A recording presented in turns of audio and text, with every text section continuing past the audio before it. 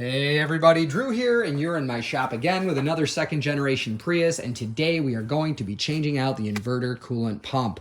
Yes, you might have seen my recent video on what sound to never ignore. It's a sound that these make when they're about to go bad, and I am telling you, if you hear that sound and you drive anyways, the best thing that's going to happen is you're going to get stranded somewhere safe, but the car could die in the middle of the road, meaning a very costly recovery or tow, or it could die somewhere and leave you in danger. So please don't ignore that sound. This is not a particularly difficult job at all. So I'm going to show you how I've always done it.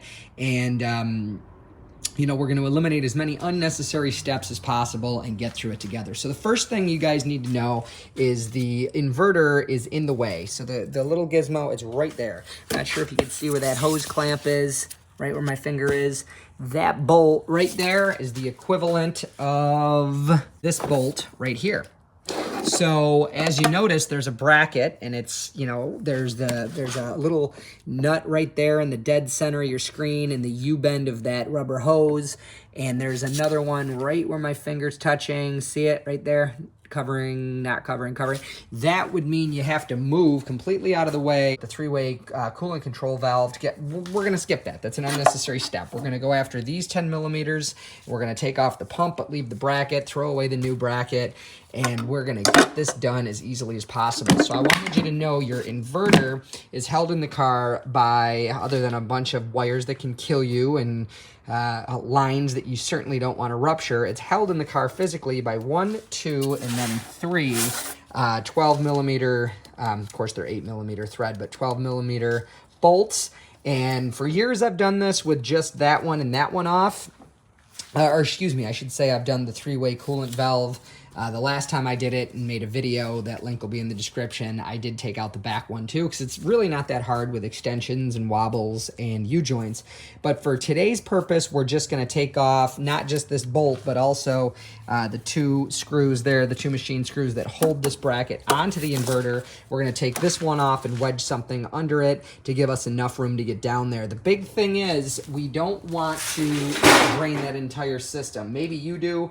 In this video, I definitely don't. So I have these wonderful, I got these from Harbor Freight. These are hose clamps, not in the sense that they clamp it onto a filler neck, but hose clamps in that they pinch the hose shut and dramatically reduce the amount of coolant that spills and is wasted. So for this particular job, I'm going to pinch those off. You might not want to.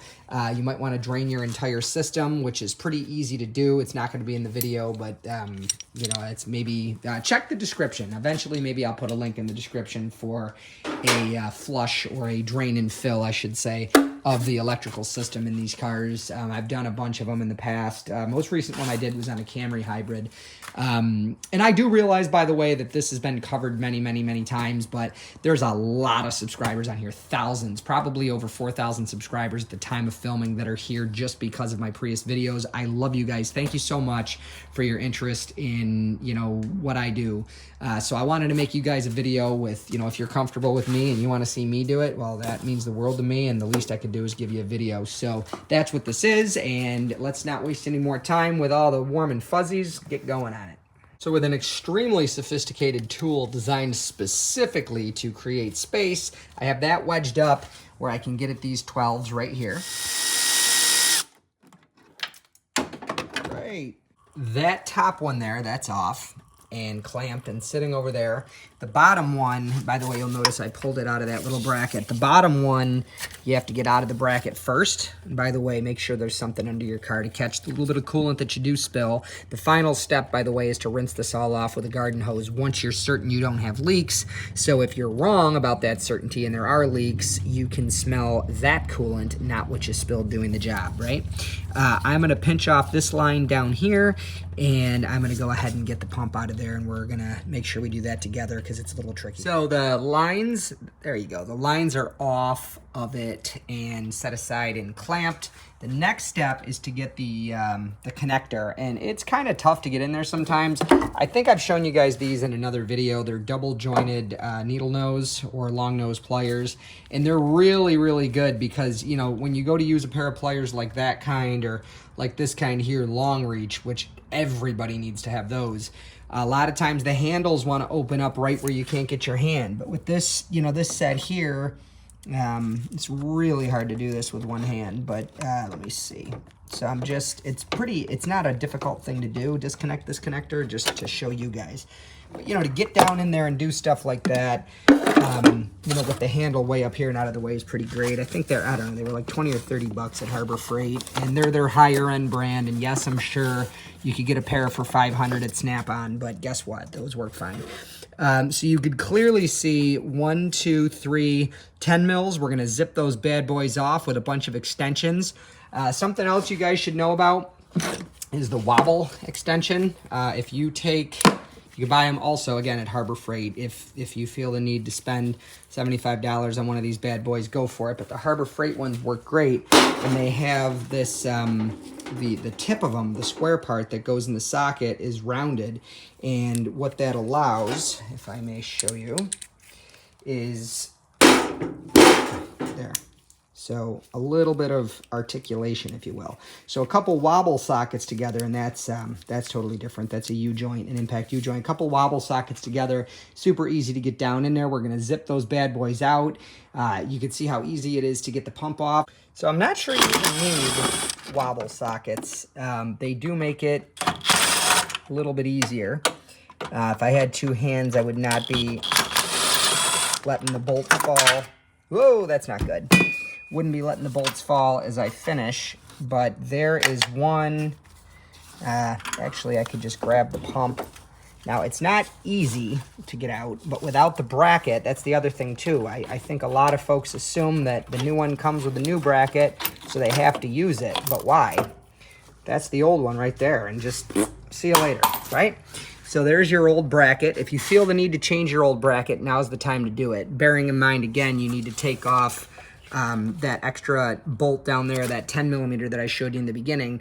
But my bracket's got nothing but just a very little bit of surface rust on it because this is a Southern car. So I am going to zip off the bolts holding on the new one, and I'm gonna fix it onto the old bracket. I got mine into place. As you can see, it's absurdly simple.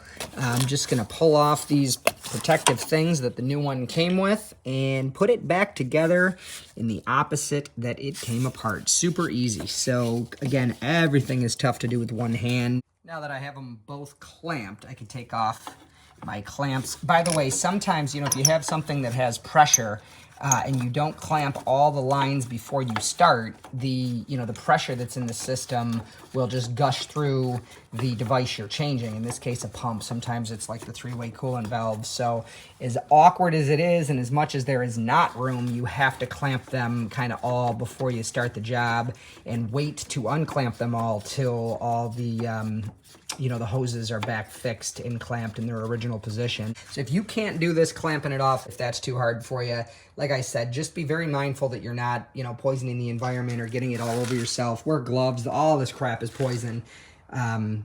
But yeah, that's done. The electrical connector is connected, as you can see in there. I'm putting these hoses back into the brackets that hold them in place, and I'm going to show you guys how to bleed it.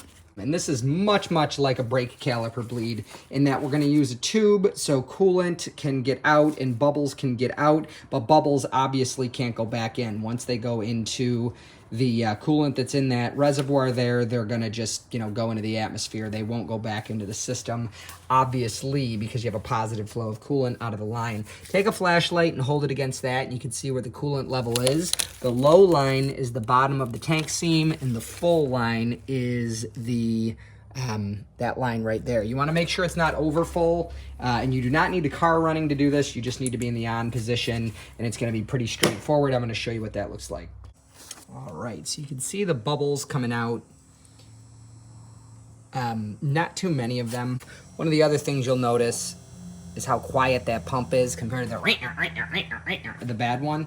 But just, you're gonna do this for a while. I like to, I'd like to keep this topped off and let this do this, for I guess it depends on each individual person, each individual job. I'm pretty confident that I didn't introduce a lot of air into the system, but I'm still going to let this, do its thing. Basically just going to do this long enough where I'm confident that there's no more bubbles, and I'm going to use that time to, clean up my tools and all that jazz. But obviously if you drain the entire system, you're going to want to do this for much longer. It's just important that there's no air in there because you don't want to damage your inverter. But anyways, this is a pretty easy job. I've just done it a million times, and I certainly value all you subscribers to this channel that trust me for your Prius information. It means the world to me. So if you are not one of those subscribers and you want to be, it's pretty easy. Just subscribe to the channel, turn on notifications, and no matter who you are, if you're watching this and you thought it was good or helpful or beneficial in any way, really would appreciate that thumbs up. So hey, listen, if I could do it, you could do it. This one wasn't that bad, but I'm here to walk you guys through the much harder jobs and give you the information you need. It's my honor to do that. I thank you for your time, and God bless. Goodbye.